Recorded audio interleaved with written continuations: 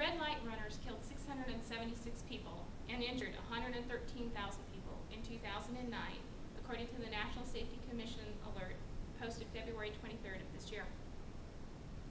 According to this alert, 2/3 of the people that were injured were other than the red light runners themselves. They were occupants in the vehicles that they struck, or passengers in their vehicle, bicyclists and pedestrians. The National Safety Commission in their alert showed results of a Google search that they conducted over the last 30 days of individuals killed by red light runners. I conducted a similar search of more current of the last 30 days, and these are the results. A 22-year-old woman who died and her 2 passengers were injured due to a red light runner. A 58-year-old man and his 57-year-old wife were both killed due to a red light runner. A 52-year-old psychiatrist and associate professor who was riding a bus that ran a red light and caused an accident. And a woman who was killed and 3 others injured when she was hit by a red light runner on her way home from a birthday party. And a 71-year-old woman who died and her husband hospitalized because of a red light runner. These are only some of the accidents that I found. It takes time to recover from the loss of a loved one and injuries involved in an accident. In 2006, I was involved in an accident where the other driver failed to stop at a stop sign.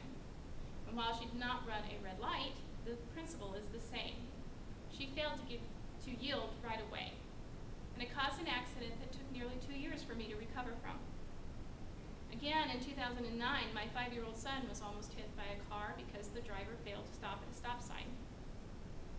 These incidences and the daily observations of people running red lights has led me to investigate the problem regarding running red lights and how to curb this behavior. You may be sympathetic to the victims of red light runners, but how does this affect you? The Federal Highway Administration, in their red light running brochure, states that you or a loved one are more likely to be injured due to a red light runner related crash than any other crash. Running red lights or other traffic controls is also the most common cause of all urban crashes. So this means the next victim could be your mother, your spouse, your brother, or your child. And if that's not enough, let's keep in mind that the tragedies and costs associated with them are completely preventable.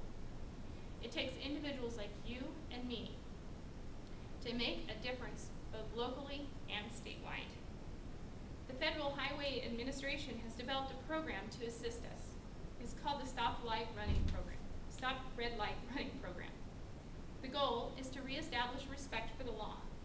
We can start a coalition to help educate our community and work with community leaders to prevent red light running. Another avenue is to petition the Nebraska legislature to adopt red light cameras. These cameras are designed to work with traffic signals to record when someone runs a red light. The vehicle is captured on camera, and then the tickets are sent to the people who have registered the vehicle. According to the National Campaign to Stop Red Light Running, there are 26 states that are involved that use red light cameras. The campaign has also collected data that shows that red light cameras reduce traffic violations and accidents. As you can see by this chart, in 2001, there were 880 fatalities due to red light running. In 2009, there were 676 fatalities due to red light running. Also, in 2001, there was 181,000 injuries. But in 2009, it was 131,000 injuries related to red light running. In the article, Effectiveness of Red Light Running Cameras, a 2010 ITE Journal article by Brian Brockner and Troy Walden, they document several studies. As you can see by these following slides, the first shows 132 sites in 7 jurisdictions showed a 25% reduction in red light running accidents. In Raleigh and Chapel Hill, North Carolina, over the course of 7 months, red light crashes went down 32%, and right angle crashes were reduced by 30%. In San Diego, crashes attributed to red light runners dropped 41%. But when they removed the cameras, that number went up 14% citywide and up 30% where the cameras used to be. During the first 5 years, in 30 camera locations in Howard County, Maryland, citations went down 18%. In two locations where cameras were removed, they had 114 to 121 when they began citations per day. That went down to 3 citations per day. You can see the cameras are working.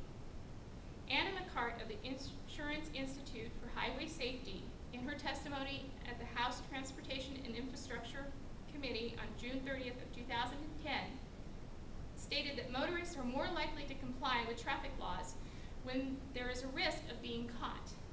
Automatic traffic enforcement supplement traditional methods to help stop these violations. These studies prove it. Red light cameras are working. So let's ask the Nebraska legislature to approve camera use in Nebraska.